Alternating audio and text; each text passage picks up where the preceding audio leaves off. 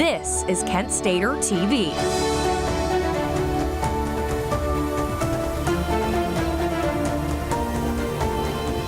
Good evening and welcome to Extra Life with Kent Stater TV.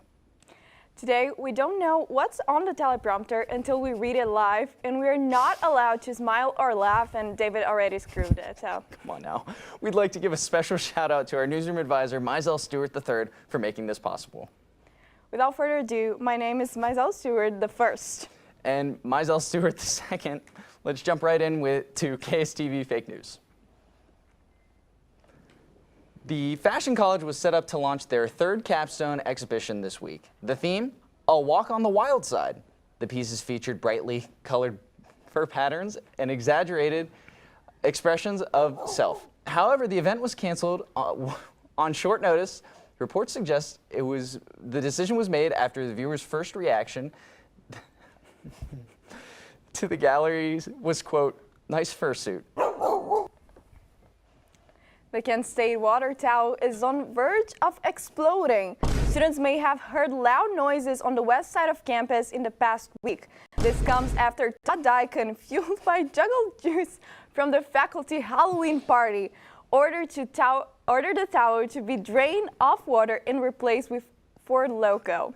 While the explosion is imminent and campus residents live in constant fear, professors have reported that class participation has never been higher. Yeah! Todd Dyken was recently spotted mugging students on campus for their pretentious Apple ecosystems. We sat down with him for his reasoning. He claims he was, quote, farming his two-handed combat rank. When asked to elaborate, he yelled, I am the dragon-born knife ear, followed by some form of Latin power word that sent our reporter flying backwards. He was last spotted looting the bookstore cash register after placing a bucket on the clerk's head. The Golden Hen Barrel in the Kent State Student Center is set to open soon. This update from the university's culinary service is the same as what they have been for what it feels like the past 10 years. One of our reporters sent us their footage after they snuck in. The video depicts barren white walls and a single flickering fluorescent light and vials of liquids that no culinary or chemistry student has been able to identify. Our reporter has not returned from the Golden Habanero. One man in sunglasses and a black suit claiming to be a university representative told us to, quote, stop looking. Rosie's Diner is undergoing a marketing overhaul using national sandwich shop Jersey Mike's as inspiration. After the franchise went viral this past season, students will now be able to access the secret menu by using one of the variety of code phrases such as, let me get it Rosie's way. Let Rosie know she's got our full consent. Or, I need that quesadilla with extra love. Kent State Parking Service is redistricting their parking zones, claiming they were too easy to understand and didn't generate enough suffering for their dark masters. Yeah! They went on to spend several minutes whispering about Mammon, the Lord of Greed, as the light flickered and cracks slowly appeared in the window. Students are encouraged to keep a close eye on when parking passes are released to get their first tips. The star of the West Mill complex in Kent State has again been set ablaze. Yeah! Kent State police quickly arrested the suspected arsonist. He later admitted to the crime in a court hearing. The judge asked him why he added a third stamp to the complex's fire safety punch card. The suspect responded, quote, for the one time, he was sentenced to 1 week probation and 10 hours of community service. The judge's comment on the case reads, quote, on God. What's up, NFL fans? Quarterback Josh Dobbs here. You may know me as the Pastronaut. This is my time. I'm on the rise. Can't hold me down, I'm too fly. This is my time. I've always loved space and football. Growing up, some people told me I had to choose. But here's the deal. You can be great at more than one thing, and getting involved in STEM opens up your world to a universe of opportunities in life. Space isn't just for the astronauts. It's for all of us. It's not just for engineers like myself. It's for teachers, Students. designers, Mechanics, scientists, And millions of football fans across the world. 3, 2, 1, watch out, here I come. This is my time. I'm on the rise, can't hold me down, I'm too fly. This is my time. Get inspired and get involved today. There are STEM programs and science centers available in your community, so be sure to check out spaceforall.us to learn more and get started. This is my time.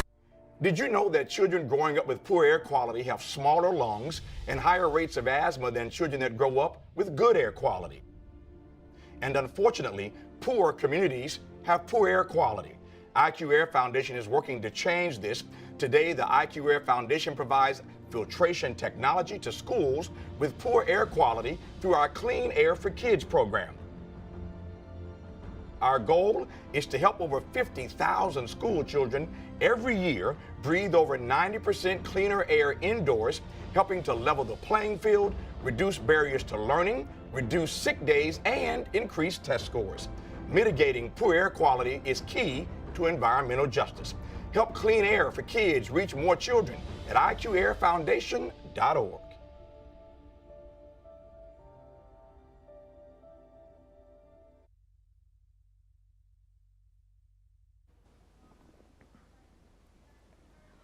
Welcome back. In response to the ongoing government shutdown and the result storage of air trafficking, Controller's Secretary of Transportation, Sam Duffy, has directed all federally licensed pilots to, quote, go with their gut. In this statement, he elaborated on his reasoning, reminding pilots that they, quote, probably have a feeling for which runways are open by now. Lands are massive. They can't be that hard to miss. And that dude from Monsters, Inc. landed on one in a river. It can't be that hard.